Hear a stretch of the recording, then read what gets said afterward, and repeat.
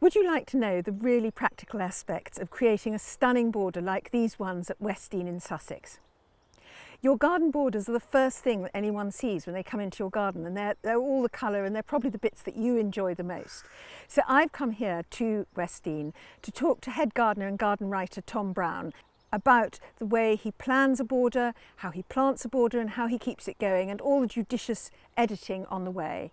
It's Alexandra here from the Middle Sized Garden YouTube channel and blog. I'll put links to Westdean in Sussex in the description below, and also any other resources that we might mention.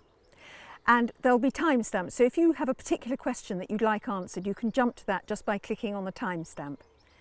If you're new here, the Middle Sized Garden uploads weekly with gardening tips, ideas and inspiration. So if you want to see it when you open up YouTube, then click the subscribe button. And if you'd like YouTube to tell you when a new video is uploaded, then tap the notifications bell. Westdean Gardens are part of Westdean College of Art and Conservation, and there's been a garden on this site since 1622. Many of the trees around here are hundreds of years old. In the early 19th century, the gardens were renovated and laid out. The walled kitchen garden was created and some of the glass houses were built. And at the end of the 19th century, an amazing pergola and walkway were created, and also the glass houses were added to. So this is very much a late Victorian garden. It's laid out as it was. In the storm of 1987, a great deal of destruction was caused, and since then the gardens have been restored and renovated. And that act of renovating them and taking them forward into the 21st century is being carried on by Tom Brown. So Tom, what's your starting point for creating a border? I mean, do you make a list of the plants that could be in that sunny place or that shady place, or do you start with structural plants, or how do you do it? I've been fortunate enough to sort of look at different types of borders at different stages in my career, I suppose. So I've had some situations where I've had a complete blank canvas, an empty bed, or I've had a situation where I've got an established border that I need to embellish or enhance, but the process is pretty much the same. So I pick a theme or a colour palette that I want to work with, or work with the existing colour palette, and identify my tall plants, medium-sized plants and the short plants, and also accent plants that fit within that theme or that colour palette. So I've got sort of 4 lists on a piece of paper, then start to boil that down, and I would say trying to boil that down into probably a lot fewer than you're comfortable with to begin with. But ultimately you end up with a real cracking list. Once you've got that short list and you've got your piece of paper, you start to think, right, I need some height and I need some repetition in here. So in the border that they're in at the moment, we've got the cardoons, the cynaras, that are our accent plants at the back of the border, the tall plants, if you like. And they're repeated, so they bounce from left to right as you go down the border, because rhythm and repetition are absolutely key. And you think that rhythm and repetition are going to be the factors that decipher a good border and a great border. So often less is more in terms of planting and in terms of the message that you're trying to get across. So put those big structural plants at the back and make sure they bounce and rhythm all the way down the border, and then start to bring in some of those medium-sized plants. So it might be Phlox paniculata or asters, those sort of cushion plants that are going to give you lots of flower at a particular time. And then start looking at the front of your border. So it might be the Salvia nemorosa or the Germanic irises that you start to put in. And when you're putting all these different components together, be aware of contrast. So whether it's rounded foliages or sword foliage, upright or spiked flowers like foxgloves, or rounded daisy-like flowers like peonies, for example. Try and put contrasting plants next to each other, so contrasting foliage, contrasting flowers, because if you've got 2 plants that look the same, it's very difficult for them to get your attention as you walk past, whereas if you've got a right upright foxglove and a nice rounded hummock of salvia, then they sort of complement each other in a contrastingly strange way. And so apart from colours, is there any other kind of theme or idea that you might go for when you're planning a border? Yeah, the principles are pretty universal about putting plants together, and it could be subtropical planting, it could be more of an arid sort of alpine style. Again, it's all about working with heights and accents and rhythm and repetition in that, because you want your eyes to work a bit harder than your feet when you come to a border. So if you come into a garden, and let's say for example Iris Jane Phillips, the lovely blue Germanic iris that's one of my favourites, if you walk into an enclosed space and if you've got Iris Jane Phillips flowering in 4 or 5 different spots in that garden. You walk in and your eye is instantly drawn and bounces around the garden before you've even taken a step. And it feels much more cohesive and natural that way as well. So I think whether you're working with irises or you're working with banana palms, the principle is the same. And what percentage of a border do you think needs to be either perennials or annuals or evergreens? I mean, is there a formula, or is it just instinct? Over the years, I've come to the conclusion that the majority of the plantings should be permanent, and so I would say about 80%. And the reason I say that is because a lot of us are time poor, we haven't got a huge amount of time to spend in our gardens, and also the cost of sort of replacing these annuals too. So with me, I tend to have about 80% of permanent planting, but then I have a cast of annuals that I will grow and pop into those borders to give me the fireworks and that lift. Because when we visit gardens, quite often we'll go away saying, oh, do you remember the alliums, or do you remember those lovely tulips? You want to have a memorable element in the border, and if you can achieve that throughout the seasons, that's, I think, verging on a very successful border if you can do that. And is there a rule as to how many varieties of plants you can have in a border to keep it looking lush but not messy? Sort of. I would say, again, less is more, and I think I would rather have bigger clumps of fewer plants than smaller clumps of lots of different plants. And I always liken a border can be quite a hostile place for plants. You know, it's survival of the fittest in a lot of ways. So if you can plant things in drifts, let's say of groups of 7, 9, 11, you've got quite a nice substantial clump, and that clump is big enough that if on the edges of that clump they're fighting and battling with their neighbours and you lose a couple from the edge, you've still got that really strong core that's delivering that particular quality from the flower that you want. So when you're working with these sorts of borders, you do find that some plants just don't cut the mustard, and they do tend to disappear. And it might be if they look weaker and aren't happy, then move them into another part of the garden, because this particular border is a bit like a rough school playground. You know, the strongest survive. But where I've got cardoons in this border and I've got eryngiums that like the space, they like the open aspect, a couple of the cardoons have leant forward, so the eryngiums at the very front of the clump are doing quite well, but the ones further back are being outcompeted by the cardoons. So this autumn I'll lift those and either move those clear of the cardoon or move them to another part of the garden. There's been quite a lot of questions from the YouTube viewers, and quite a few people have asked questions along the lines of what plants sort of mingle together without looking messy. There's this war that you speak of, or sort of playground jostling in this border, and really how you sort that out and how you prevent it from just turning into chaos. So when I form a clump of a plant, I think of a tadpole shape.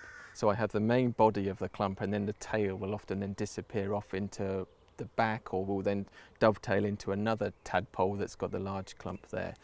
Editing is very important. So when you've got borders, August I often think is a good time of year to review what's happened, because in August everything's at its maximum capacity, so you can see how much something's spread. But with this sort of thuggish environment, you do get the bullies in the border. And quite often I'll go through with a notepad, and it can be quite civilised, with a gin and tonic at the end of the day, and actually write down and take pictures of that particular aster that's trebled in size over the last sort of 4 or 5 months, and then make a note to say in the autumn or the spring, reduce that back by 50%. So you're trying to address that balance every autumn or spring, but you're making those notes and making those photos in the August. So you're doing it well in advance, because I guarantee when it comes to the autumn or the spring, you think, now where was that aster? How far did it go out? You do have to be the puppet master. You do have to have that moment where you just go in there, blow the playground whistle and get everybody organised again. Can you recommend some good sort of successions of plants? Sure. I mean, with the perennial side of things, you've got the sort of the backbone of the border that should be there all the time, but then I often use a cast of contenders that I want to be more firework-like in their what they deliver in a border. And again, it's that memorable thing that people can take away. So I would start the season sort of January time by sowing things like Scabious atropurpurea, Daucus carota, the wild carrot, Ami majus, Verbena bonariensis, and just have sort of 20 of those that I'm growing from seed, so they don't have to be too expensive. But they're coming along from January because they're hardy annuals, so you can start them quite early. And they'd be looking to go into the border about end of March. when you've done all of your mulching and cutting down and that's all ready to go. You then look at tulips, April, May time. So tulips would be your first big performance.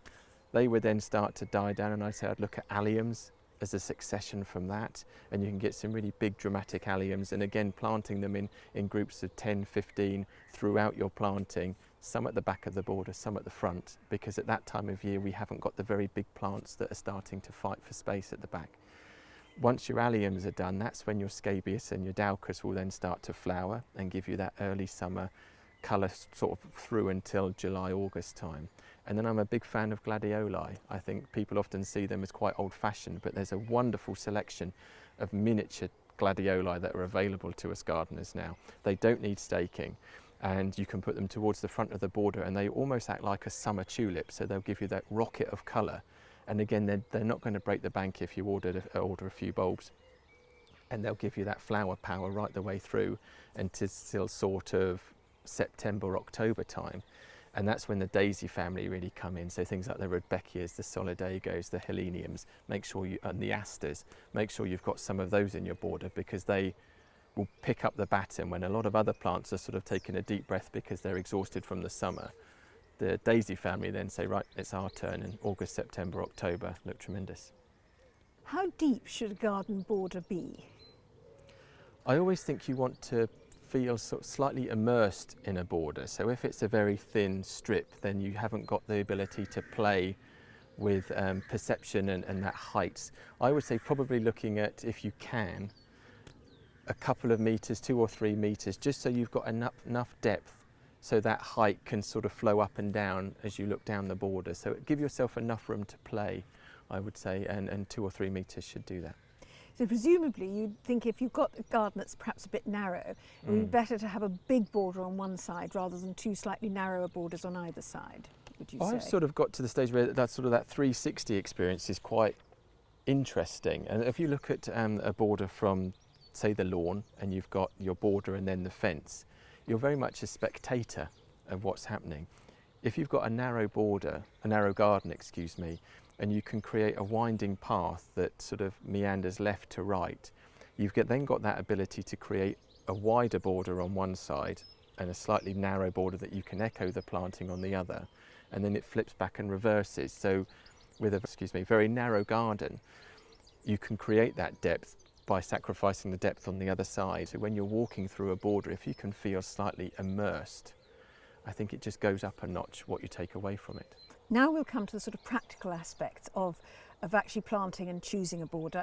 And one of the things that I'm quite curious about is, how do you personally actually plant plants? Do you dig the hole exactly the size of the root, or do you dig it, the size of the root plus a half, which I think is what's usually recommended? And do you water the plants before, after, or both? I definitely advocate people watering their plants before they go in. An old boss of mine said you never get that opportunity to saturate the root ball again once it's in the ground. So if you're buying plants, get a small bucket, particularly in warm weather, and drop the plant into the bucket of water until the air bubbles stop coming up. You know then that root ball is totally saturated, and it almost gives it a really good start, because then trying to put water back into the centre of that root ball is almost impossible once you've covered it with soil. I like to plant smaller plants and more of them, because I find that it gives me more freedom when it comes to creating those drifts. If you've got 3 plants, it's very difficult to come away from creating a triangle, whereas if you've got 7 smaller plants, you can really start to get some movement with the clump. And when it comes to planting, I think you want to think about what those roots are going to do. So if you've got a very small hole and compacted sides, you put the plant in, the roots are really going to struggle to penetrate out and find the establishing sort of nutrition and water that they need. If you've got a trowel and you can just sort of loosen the soil up around the root ball, those roots are going to be able to punch through that soil so much easier, and you'll find establishment is better. So I dig a big enough hole to make sure that establishment is successful. And when we're planting, those first 3 weeks are critical, so I'm always there with some water for the first 3 weeks just to make sure things are established. Once they're established, they tend to be happier and be able to fend for themselves, rather than a little bit of water one month and a little bit of water the next month, because it just drags the whole process of establishment. Whereas if you can really bed them in and say, right, you're on your own, chaps, and get on. And do we have to stick to the spacing recommended on the label? I work at about a foot spacing. And again, working with smaller plants, if you're trying to create a clump. So if we think about plants such as phlox, if you can buy some 9 centimetre plants, what you're looking for is a clump of phlox. You're not looking for 3 individual clumps of phlox. So create your drift and your movement with the planting, and they'll merge together. So almost the quicker they merge together and form the kind of effect that I want, the better. And then with my editing and my gin and tonic, I'll then look at whether I need to reduce or lift and divide in a couple of years' time. But initially I want that impact as soon as I can get it. How do you create natural patterns or drifts without it looking messy? The art in gardening is picking up on those subtleties and maybe removing a stem or cutting something back to allow something to come through.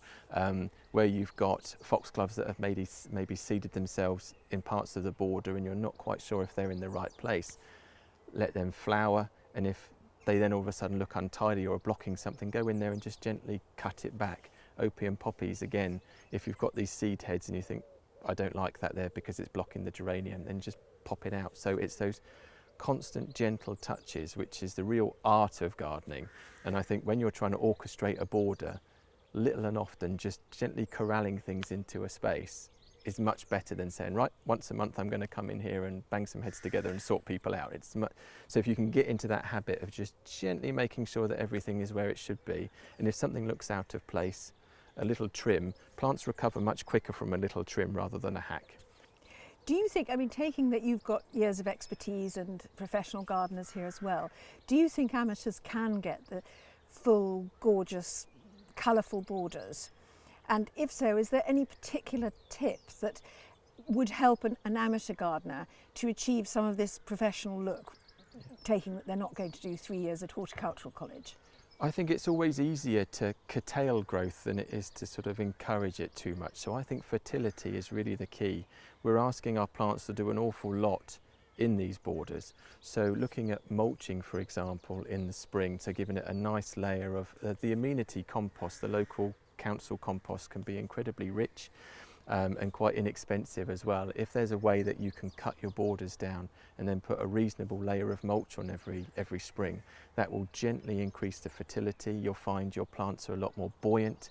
I used to find with our homemade compost, which is very similar to the amenity stuff, that the shrubs would just take on another level of vigour. So I would say if you can get that fertility into your soil, every year do a nice layer of mulch, you'll find after a few years that base fertility is really built up. And then you've got this billowing effect that quite often you see in professional gardens. So what about staking? I've had questions from people saying that their plants either flop forward or they flop over each other. Staking is one of those things that if you can get to it early, it makes all the difference, and everything is so much easier early in the season. It's very difficult to remedy a plant that's decided to take a tumble forward without it looking completely strung up for the next month or so.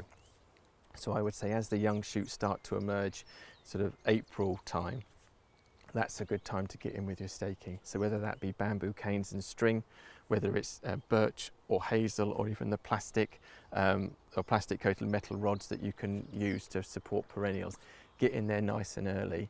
And as long as it's done in a way that the plants will outgrow the staking, so for example if we've got a nice mound of birch that are geraniums coming up through, as long as the birch is at the right height that the geranium will then protrude out from the staking and it doesn't look as if it's overly trussed up, then that's the way to go. But go early, and if you've had problems with that plant in the past, go more extreme, because quite often a plant will hide the staking in time, and it's very difficult to then drag it back into some sort of order if it decides to take a tumble.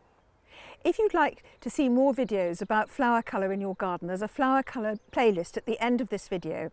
And do subscribe to the Middle Sized Garden YouTube channel if you'd like more tips, ideas and inspiration. And thank you for watching. Goodbye.